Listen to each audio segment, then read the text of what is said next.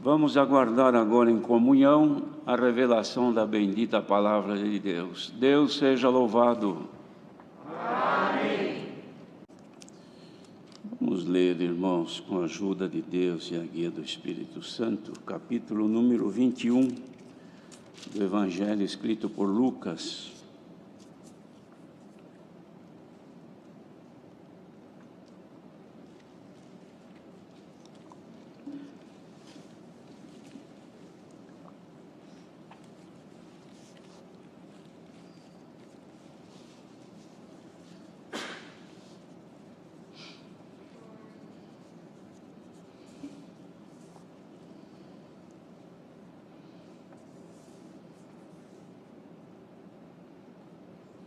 Vamos iniciar a partir do versículo 20 até o 33.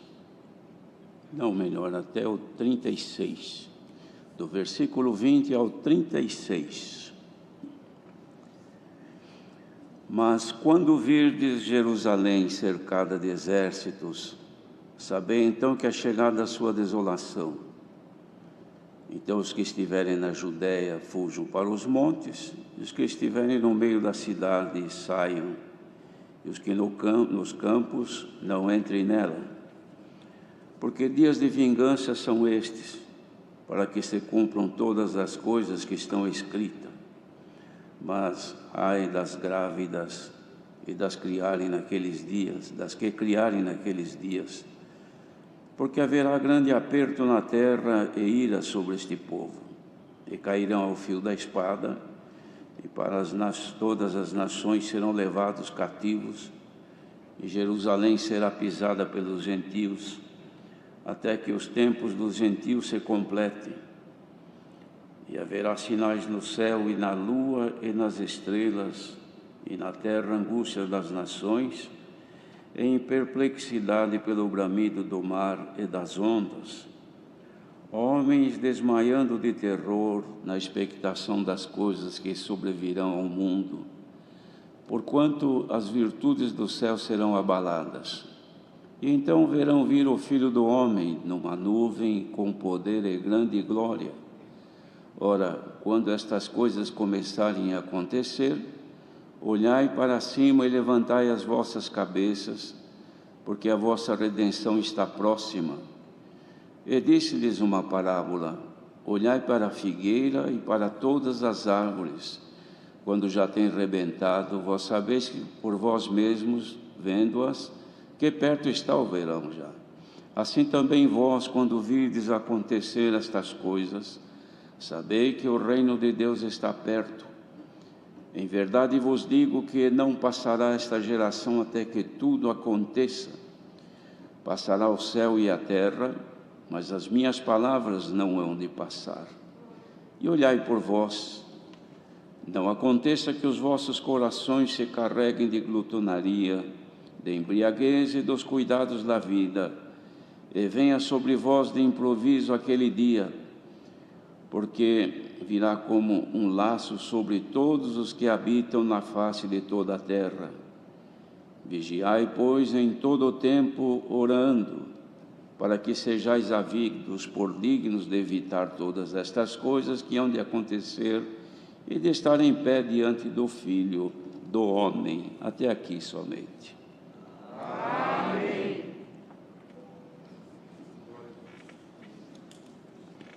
Queridos irmãos,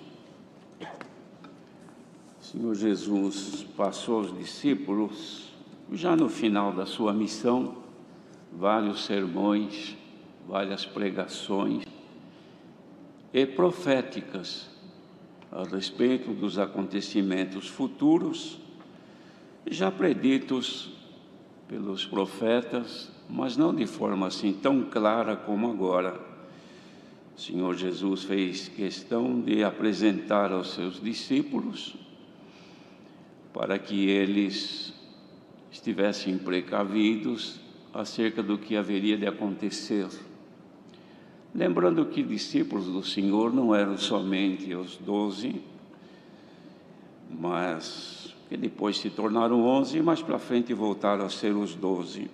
E depois também O Senhor também chamou Paulo para ser um apóstolo. Mas aqui, neste tempo, eram os 12 discípulos e mais outros que acompanhavam o Senhor, como também discípulas. Mas aqui o Senhor Jesus, então, predizia acerca dos acontecimentos futuros, dos sofrimentos que viria ao mundo em cumprimento da palavra de Deus. Aqui, quando os irmãos veem, nós lemos no versículo 32, ele disse assim, o Senhor Jesus: em verdade vos digo que não passará esta geração até que tudo aconteça. Passará o céu e a terra, mas as minhas palavras não hão de passar.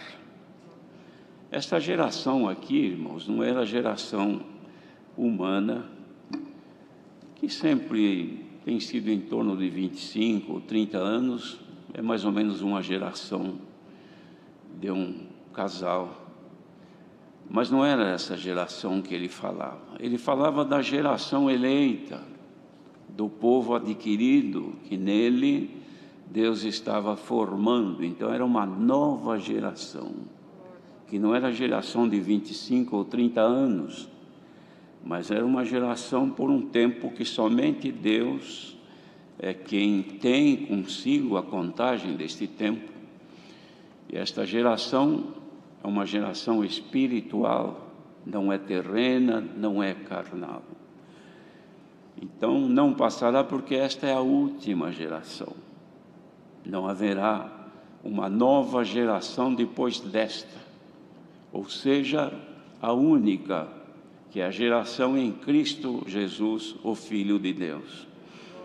Então ele dizia que passaria o céu e a terra. Então os irmãos imaginam, os céus e a terra que nós conhecemos, ou que os nossos olhos contemplam, eles têm uma duração que ninguém sabe ao certo, se são milhares, se são milhões de anos, somente Deus conhece. Mas isso vai passar. Vai chegar o tempo de ser acabado tudo isso, como o Senhor já deu, mesmo a Pedro, apóstolo, de falar que os céus que agora nós vemos e a terra se desfará pelo fogo. De modo que o Senhor então dizia que esta geração de filhos de Deus haveria de passar então por tudo isto. Ele começou, irmãos, antes de que nós lemos em parágrafo anterior, falava do início dessas dores, destes sofrimentos, que isso aí já vem acontecendo ao longo dos séculos depois que o Senhor Jesus cumpriu a sua missão designada pelo Pai. Mas agora então ele falava de uma grande tribulação que viria ao mundo, cuja tribulação, irmãos, parte Israel mesmo já passou, melhor, os judeus passaram. Os judeus sofreram isso que fala aqui, irmãos, e são dias de vingança para cumprir as coisas que já estavam preditas. De modo que isso aqui aconteceu, Jerusalém foi destruída, cumpriu-se, mas também há ainda coisas para serem cumpridas durante a existência da humanidade, até que se cumpra a volta do Senhor Jesus. Então depois ele fala aqui da sua volta, predita também que haverá de acontecer. Mas até que isto ocorra, sinais nos céus acontecerão, no sol, na lua, nas estrelas. A terra passará por muitas situações de grandes angústias. Haveria perplexidade pelos movimentos do mar, as coisas que haveriam de suceder, como a Irmandade já tem conhecimento. Em nossos dias têm ocorrido situações que deixaram em grande angústia muitos povos. Mas tudo isso aí, irmãos, eram situações que haveriam de acontecer e outras que ainda seguirão acontecendo. E tudo isso ele deixou escrito para que haja uma consideração, houvesse uma consideração dos chamados nesta graça. Que para tanto, então, ele fez uma exortação sobre a vigilância, ou seja, a expectativa das pessoas chamadas nesse caminho, que deveriam de ter para não ser tomado de surpresa quando chegar o tempo da volta do Senhor Jesus. Então ele dizia assim neste sermão profético sobre a vigilância: olhai por vós, não aconteça que os vossos corações se carreguem de glutonaria, de embriaguez e dos cuidados da vida, e venha sobre vós de improviso aquele dia. Lembrando que aquele dia, irmãos, não é somente o dia da volta do Senhor Jesus de forma coletiva, não é só isso. Porque se fosse só isso, seria somente para os que estivessem naquele tempo, que só Deus é que sabe quando será. Mas também quando o Senhor aparecer na vida de cada um. Então é todo nosso dever a vigilância. Estarmos atentos, não haver sobrecarga em nenhum de nós, irmãos, dos cuidados da vida, dos prazeres desta vida, de tudo aquilo que faz com que as pessoas empreguem o seu tempo de vida usando em coisas banais deste mundo e esquecendo-se de servir ao Senhor, como nós cantamos agora este último hino, irmãos, que o Senhor nos chamou e nos está fazendo de nós vasos para a honra do seu santo nome. De modo que esse trabalho de Deus na nossa vida não pode terminar. O Senhor começou um trabalho na vida espiritual de cada um de nós e Ele vai levar isto a efeito, desde que nós permitamos que Ele trabalhe em nossa vida. Mas se nós nos sobrecarregarmos dos cuidados da vida e das coisas que tem para nos distrair neste mundo, certamente que o trabalho de Deus fica em vão. Como é que Ele vai fazer de nós um vaso para a honra do seu santo nome, se nós não lhe dermos condições de trabalhar em nós? De modo que o que o Senhor deu de cantar este último hino, e agora o Senhor manda a sua palavra para que tenhamos, irmãos, esta vigilância. Ninguém pense que vai viver para sempre aqui, porque o nosso tempo é muito curto. A nossa passagem aqui, irmãos, é como uma história de curta duração. Não dá tempo de muita coisa, nós envelhecemos rápido e nós chegamos ao fim também com uma velocidade que ninguém pode imaginar. Quando percebe, o fim chegou. E o Senhor nos chamou, irmãos, para levar a sua glória. O objetivo, a finalidade da graça não é outro senão o Senhor fazer de nós um vaso para a honra e glória do seu nome. Se isto não for possível ser feito, então perdemos o nosso objetivo de servir a Deus ou de herdar o que Ele tem prometido em nossa vida, que é a nossa salvação. Por isso, irmãos, que o Senhor tem sempre mandado a sua palavra, Ele nos tem feito conhecer que temos com o Senhor um compromisso. Ninguém foi chamado a esta graça para estarmos, não, agora eu estou na mão de Deus e o Senhor vai me levar, eu sei que eu sou predestinado e que eu tenho direito à salvação. E o Senhor vai me levar, e o Senhor é bom, a sua misericórdia dura para sempre, mas eu não dou condição da misericórdia de Deus trabalhar em minha vida. De modo que então não aparece a obra de Deus em nós, e nós ficamos, irmãos, no caminho certo, mas sem caminhar. E o Senhor manda a sua palavra, que é para ninguém parar, ninguém desanimar, ninguém vir a menos nesta bendita graça. Vigiai, pois, em todo o tempo, orando, para que sejais havidos por dignos de evitar todas estas coisas que hão de acontecer. Irmãos, o Senhor estava falando isso que vai acontecer. Estas coisas haverão de acontecer no mundo. E vocês precisam estar em pé para a volta do Filho de Deus. Irmãos, estar em pé não é estar em pé fisicamente, porque se fosse estar em pé fisicamente, a maioria das pessoas que morre deitado, morre caída, não é? Mas não é isso, irmão, não é estar em pé fisicamente, é estar em pé na graça do Filho de Deus. Quantas coisas que sucedem para nos derrubar da nossa posição diante de Deus, fazer-nos cair. Não é cair na graça, não é cair e perder a graça somente, não é só isso. Isso é uma queda fatal, mas tem coisas que nos fazem cair. Diz assim, está escrito na palavra: o justo cairá 7 vezes, e 7 vezes o Senhor o levantará. Ora, como é que o Senhor levanta o justo? O justo caiu, o Senhor vai lá e levanta? Não é assim. O Senhor levanta o justo que se humilhar perante o Senhor e reconhecer o seu estado naquele momento. Por quê? Porque não é para estar caído. O justo precisa estar em pé. Então o justo cai 7 vezes. Como? Cai numa fraqueza, cai num delito que ele comete de forma inesperada, colhido por um momento que ele não imaginava, e o tentador aproveitou e o empurrou, ele tropeçou e caiu.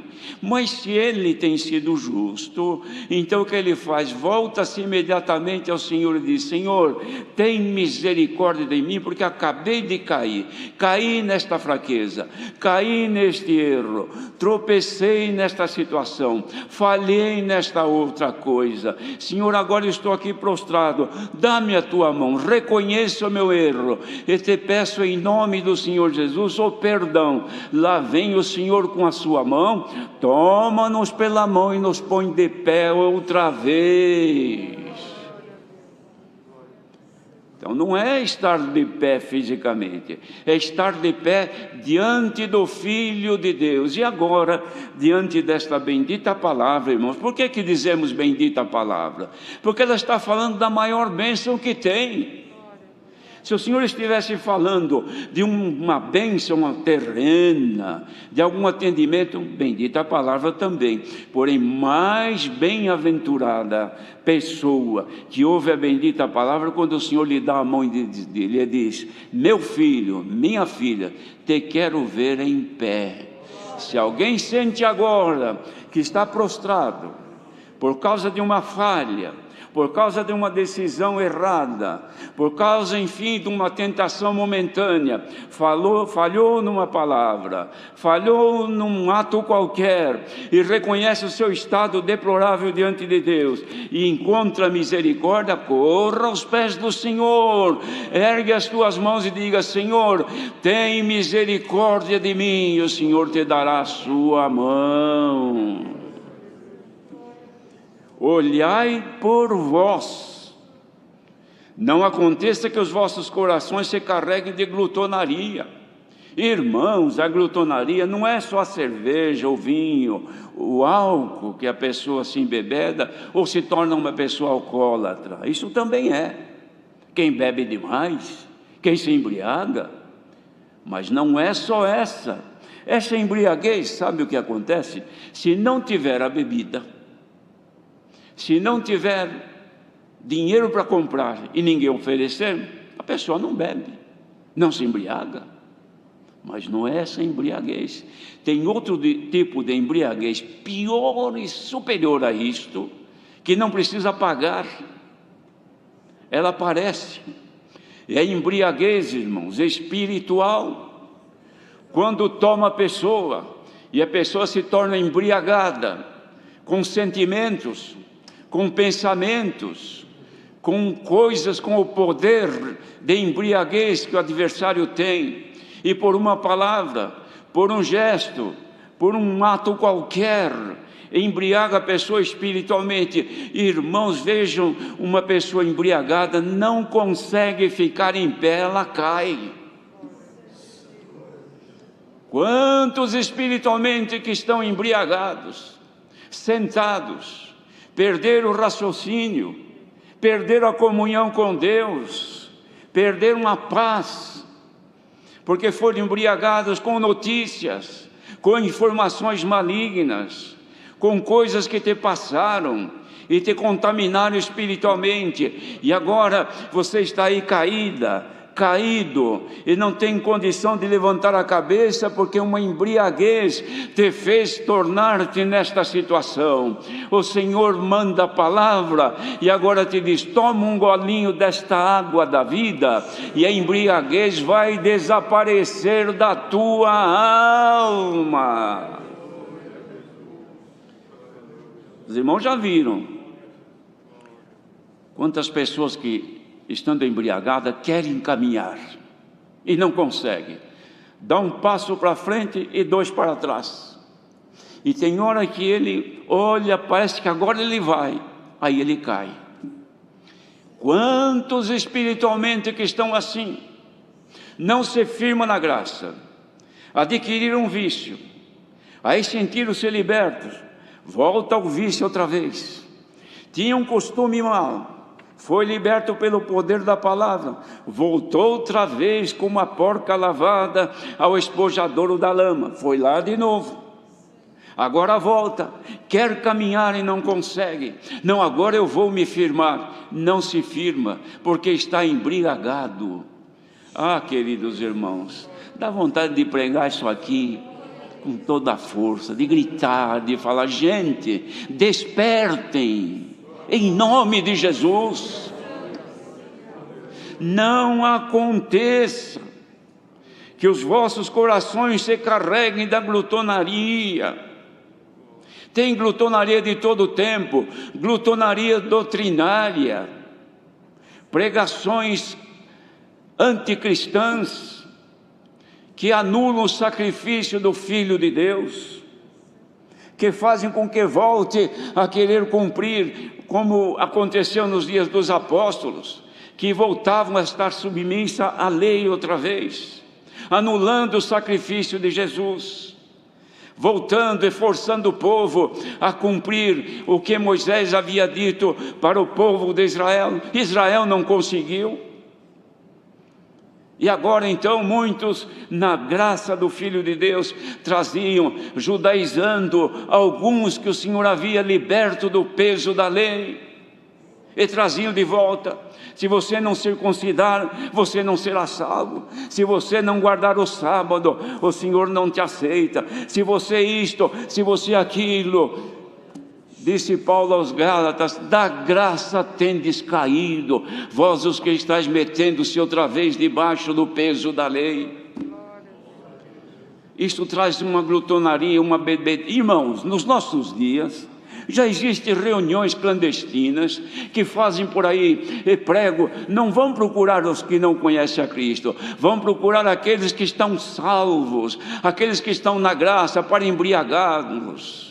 Quantos que estão ouvindo esta palavra estão embriagados com estas pregações que nos dias dos apóstolos eles lutaram tanto e falaram abertamente contra esta prática, e no entanto hoje vem trazendo para um, para outro, e a pessoa ouve, se torna embriagada, fica prostrada. Em nome do Senhor Jesus, haja um despertamento a quem ouve esta palavra.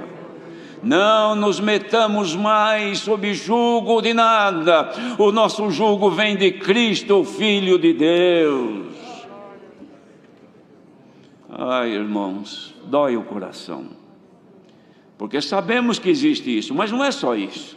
E quantas outras coisas que apregou? Não, você pode praticar isto, você pode praticar mais aquilo. Aos solteiros, vocês podem fazer isto, porque Deus tem piedade, Deus é bom. Você pode agir desta maneira, você pode isso, pode aquilo. Os que praticam isso e passam para outros, irmãos, são pessoas contagiadas e que levam o mal, e vai fazendo com que aqueles que ouvem se tornem enfermos. O Senhor quer libertar a igreja, porque os dias maus estão chegando, a tribulação está no mundo, a angústia que o povo sofre por falta de Cristo, e muitos que têm a Cristo no coração deixam de segui-lo e se tornam embriagados. Irmandade, aceite esta palavra em nome de Jesus. Que vontade de pregar, irmãos, para alegrar a irmandade, para fazer o povo chorar e glorificar a Deus. Ah, que alegria de ouvir. Irmão, se nós soubéssemos o risco que corre aquele que é surpreendido na vinda do Senhor, que pode ser individual, e está sob o jugo de uma coisa como essas, de uma glutonaria, de influências do mal, está seguindo, odeia esse, tem problema com aquele, com inveja daquele outro, com ciúme daquele outro, dentro de casa, marido com a mulher, os dois embriagados, não tem paz, não tem comunhão, nem com os filhos, nem os filhos com o pai, é uma bebedice que vem tomando a humanidade, é distantes do Senhor, e o Senhor olha, quanto que eu queria trazer para mim. Irmãos, que bom que o Senhor mandasse palavra deste jeito todo dia, porque pelo menos algum ia se despertar, pelo menos algum iria ouvir e dizer, meu Deus, a embriaguez está em casa, eu não converso com a minha esposa, eu durmo na sala, ela dorme no quarto, nós não nos assentamos à mesma mesa, primeiro um come, depois levanta, outro vai lá e come, estamos separados, não saúdo com a paz de Deus. Está cheio de lares assim, irmãos, filhos que não têm mais amizade com os pais, pais que convidam os filhos para que saiam de casa, não o aceitam mais em casa. Por quê? Porque estão embriagados, irmãos. Quem se sentir embriagado nesta noite, não por bebida, por algum líquido, por alguma bebida que deve ter tomado, mas não é isto, mas embriagado no Espírito, está aqui a palavra da misericórdia de Deus, porque virá este dia como um laço sobre todos os que habitam na face de toda a terra. Vigiai, pois, em todo o tempo, orando. Irmãos, não está fácil orar, os irmãos ouviram, foi dada a oração aqui, parece que estava o irmão orando sozinho, um silêncio absoluto, não se acompanha a oração, não se dá um glória a Deus, sim Senhor, tem misericórdia, que Deus tenha piedade de todos nós, que nasça o desejo de orar, foi pedido aqui, orar pelas nações, pelo povo que está sofrendo, nossos irmãos, e também os que não são, que são pessoas que Deus que tenha piedade de todos, devemos orar, buscar, até encontrar a misericórdia de Deus. Quando a gente encontra, irmãos, a carne às vezes não gosta porque dói o joelho e se encosta, mas dentro de nós tem um outro ser que salta de alegria. Os irmãos já sentiram isso? Já aconteceu com os irmãos, de estar orando, de repente vem uma alegria, uma coisa, e nós começamos, quem tem o dom de novas línguas, começa a falar, glorificar a Deus, exaltar, dá vontade de abraçar o Senhor. Já aconteceu isso? Se não aconteceu, precisa procurar, porque nós precisamos encontrar o Senhor. Precisamos sentir o Senhor e dizer, Senhor, eu acho que eu estou de pé ainda, me ajuda, não me deixes cair, Senhor. Bendito seja o Senhor. Então, irmãos, que Deus se apiede de todos nós e nos guarde, para que sejamos havidos por dignos de evitar todas estas coisas que hão de acontecer e de estar em pé diante do Filho do Homem. Povo que ouve esta palavra agora, se estivermos todos em pé diante de Deus, saibamos de uma coisa, há em nós a certeza de que a hora que o Senhor vier, nós correremos a encontrá-lo, queridos irmãos. Que não aconteça a hora que o Senhor vier, está lá o irmão caído numa maldade, caído num sentimento, caído numa paixão terrena, mas que agora estejamos de pé e possamos dizer, Senhor, eis-me aqui. Dá para dizer, irmãos, que ouve esta palavra? Eis-me aqui, Senhor, trabalha na minha vida, eu quero ser um vaso para a honra e glória do teu santo nome. Bendito seja o Senhor. Irmãos, que Deus nos guarde e que fale conosco deste jeito, porque quando o Senhor fala desta maneira, algum despertamento deve acontecer, não é, irmãos? Mesmo aqui nesse pequeno grupo, se alguém está um pouquinho mais prostrado do que de pé, levanta-te agora em nome do Senhor Jesus e diga: Senhor, me ajude, eu não quero cair nem em fraqueza, nem cair na tentação e nem cair também em alguma bebedice espiritual que me leve a prostrar-me, mas eu quero estar em pé para sentir a volta do teu Santo Filho. Deus seja louvado. Amém. Agradeçamos a Deus em oração. Amém. 110, 110. Quem a mãe chamou, perdoe, porque só podemos cantar agora este hino aqui. 110.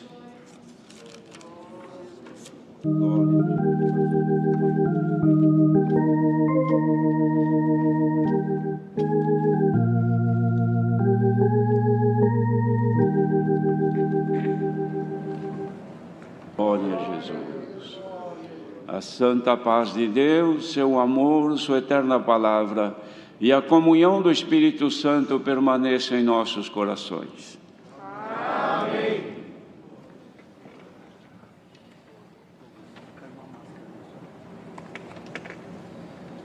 Hino da despedida 395, 395.